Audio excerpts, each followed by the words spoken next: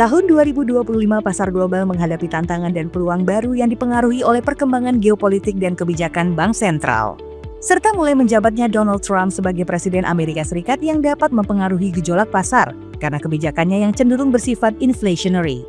Sementara itu, telah rilis data-data ekonomi Amerika Serikat seperti Personal Consumption Expenditure atau PCE naik ke level 2,6%, lebih tinggi dibandingkan dengan periode sebelumnya pada level 2,4%. Initial Jobless Claims yang turun menjadi 207.000, lebih rendah dari periode sebelumnya sebanyak 223.000. Serta The Fed yang masih mempertahankan suku bunga acuan pada level 4,5% pada FOMC Januari 2025.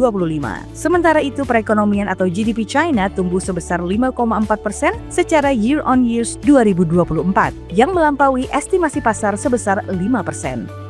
Hal ini didorong oleh rangkaian langkah stimulus yang diluncurkan sejak September 2024 yang tercermin dari data industrial yang tumbuh sebesar 6,2% serta penjualan retail yang tumbuh sebesar 3,7%.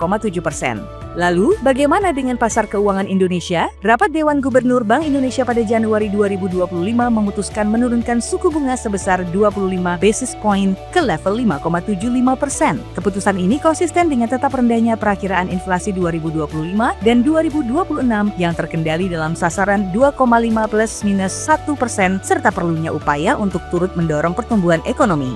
Pasar saham Indonesia ditutup menguat pada Januari 2025 yang dipengaruhi oleh diturunkannya suku bunga Bank Indonesia, data inflasi Indonesia yang melemah pada level 0,76%, serta potensi positifnya kinerja sektor keuangan, properti, dan pembiayaan karena turunnya suku bunga Bank Indonesia. Sementara itu dari pasar obligasi, imbal hasil obligasi Indonesia 10 tahun tercatat stabil di level 6,9% sampai 7,1% pada bulan Januari. Walaupun sempat mencapai level tertingginya pada level 7,3% pada 15 Januari 2025 sebelum BI menurunkan suku bunganya. Secara keseluruhan perekonomian global tahun ini diperkirakan masih bertumbuh dan inflasi global pun dalam tren menurun. Sehingga yield obligasi Indonesia 10 tahun masih diproyeksikan berada pada level 6,5% sampai 6,8%. Apa saja tips bagi para investor untuk menghadapi volatilitas di pasar keuangan? Bagi investor yang memiliki profil risiko agresif, maka investor dapat mempertimbangkan untuk mengakumulasi instrumen reksadana saham secara bertahap.